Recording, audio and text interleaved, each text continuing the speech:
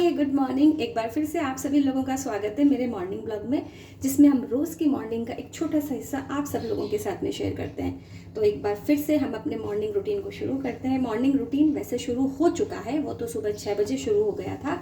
उस 6 बजे में सुबह की चाय होती है, थोड़ी सी वॉक होती है और डोरा हैना को मैं खाना खिला चुकी हूँ, उनको मैं फ्री कर चुकी हूँ। और अब जो तैयारी हो रही है वो मेरे ऑफिस जाने से पहले जो नाश्ता बनता है उसकी तैयारी हो रही है।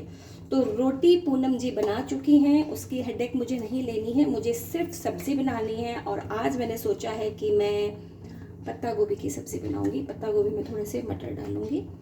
अमूमन मैं पत्ता गोभी की सब्ज़ी बहुत ज़्यादा नहीं बनाती, और एक टाइम तो ऐसा था जब मैंने 1.5-2 साल तक पत्ता गोभी की सब्ज़ी बनाई ही नहीं थी। उसका मेन रीज़न था कि उस दौरान मैंने एक वीडियो देखा था जिसमें एक कोई पेशेंट था, उसके ब्रेन तक एक जो वर्म था वो पहुंच गया था। तो ऐसा बताया था कि वो जो वर्म है वो पत्ता गोभी के थ्रू उसकी बॉडी में पहुंचा था। उसने मेरे ख्याल से बर्गर खाया होगा या हॉट डॉग जो भी खाया होगा या चाउमीन खाया होगा, तो उसके थ्रू वो वर्म उसके ब्रेन तक पहुंच गया। तो उसको फिट्स आने लग गए और बहुत ज़्यादा प्रॉब्लम हो गई थी। तो मैं इतना डर गई थी कि मैंने सब्ज़ी बनानी छोड़ दी।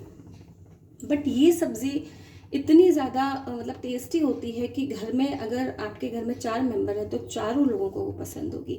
तो अल्टीमेटली मैंने इस सब्ज़ी को दोबारा बनाना शुरू किया। हालांकि बहुत ज़्यादा नहीं बनाती हूँ, 15-20 दिन में 15 दिन में एक बार बनाती हूँ। लेकिन वो जो एक डर है, वो कीड़े वाला जो डर है, उसको मैं ऐसे दूर कर लेती हूँ कि डीवर्मिंग कर लेते हैं। हम पूरी फैमिली मेम्बर्स जो होते हैं वो 3-4 महीने में अपनी डीवर्मिंग कर लेते हैं। तो डीवर्मिंग करने से क्या होता है कि अगर कोई चांस भी है कि ऐसा कोई कीड़ा बॉडी में प्रवेश कर गया होगा तो वो उस टैबलेट के थ्रू ख़त्म हो जाता है, मर जाता है। तो फिर वो आपको कोई नुकसान नहीं पहुंचा पाएगा। तो हम 3-4 महीने में डिवर्मिंग कर लेते हैं और 15-20 दिन में एक बार पत्ता गोभी की सब्ज़ी बना के खा लेते हैं। तो खुशी की खुशी रह जाती, मतलब जो चॉइस है खाने की, जो इच्छा है वो भी पूरी हो जाती है और उस बदमाश कीड़े के वक्त खात्मा कर देते हैं हम लोग।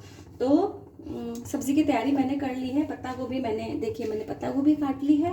और ये मैंने कुछ मटर जो मैंने बताया था कि जो फ्रोज़न मटर मैं रखती हूँ वो मैंने नॉर्मल टेम्परेचर पर रख लिए हैं पानी के साथ मिला के। ये थोड़े मैंने टमाटर काट लिए हैं। तो एज़ यूजुअल मेरी सब्ज़ी इतनी नॉर्मल होती है।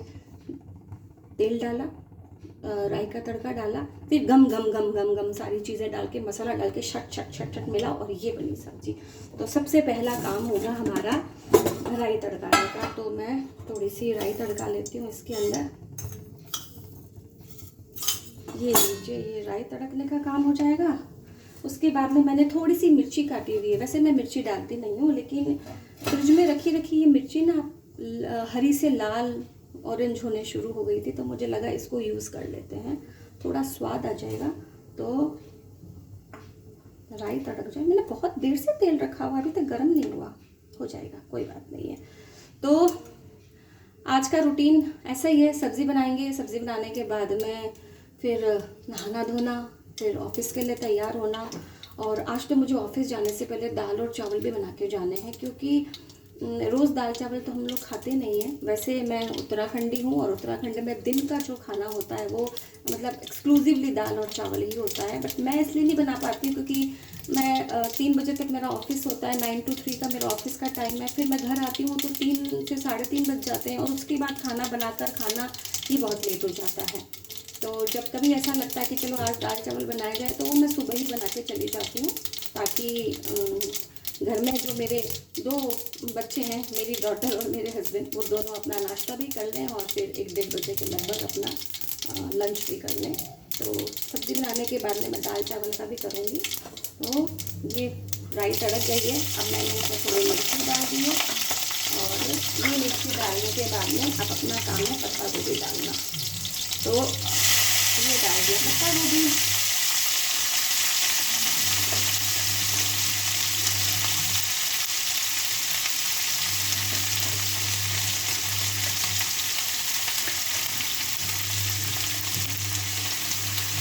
ओके, अब मटर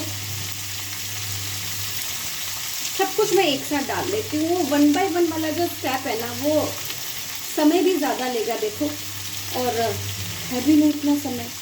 और एक्चुअली मेरा कोई फूड ब्लॉग तो है नहीं, जो मैं स्टेप वाइज आपको हर चीज़ समझाऊँ, है ना। मेरा तो ब्लॉग तो मॉर्निंग ब्लॉग है, मॉर्निंग का रूटीन है, तो उसमें मैं एक्चुअली क्या करती हूँ मैं आपको वही बताऊँगी। तो मेरा सब्ज़ी बनाने का तरीका अगर ये है तो मैं यही शो करूँगी। तो ये मैंने टमाटर वगैरह डाल दिए हैं, अब हम डाल लेते हैं इसमें मसाले।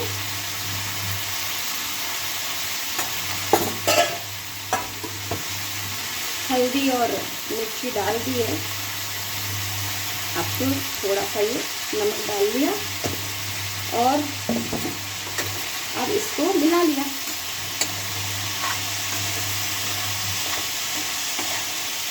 आप लोग मॉर्निंग में अमूमन मतलब क्या बनाते हैं, लेकिन जैसे कभी मैं पोहे बनाती हूँ, कभी उपमा बना दिया, कभी मैंने खमन ढोकला बना दिया, कभी ये पत्ता गोभी की सब्ज़ी, फूल गोभी की सब्ज़ी।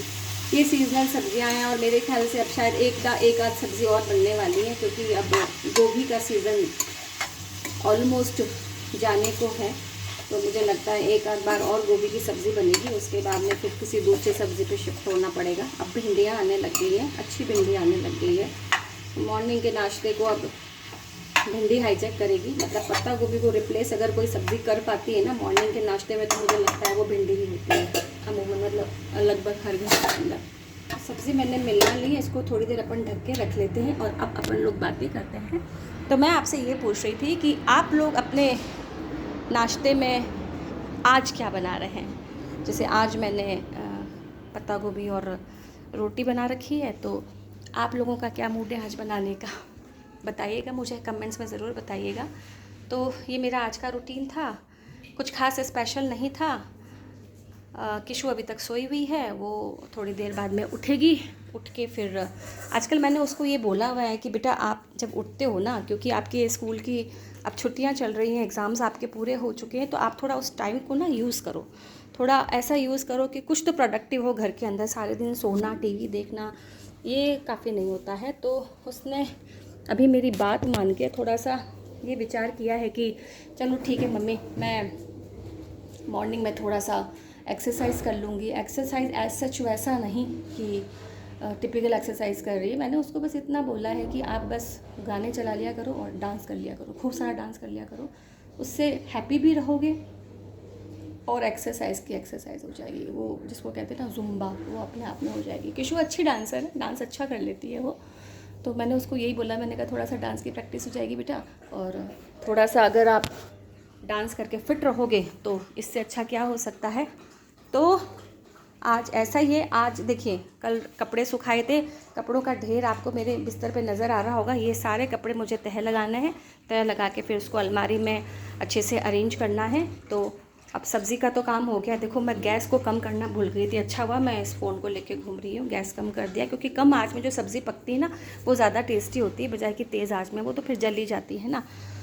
तो ये कपड़े वगैरह संभालने के बाद में फिर उसके बाद में अपने ऑफिस के लिए तैयारी करूँगी मैं। उससे पहले दाल चावल बनाऊँगी, बाकी सब जैसा नॉर्मल मॉर्निंग में रहता है वैसे ही सब कुछ है। आज कुछ स्पेशल नहीं है।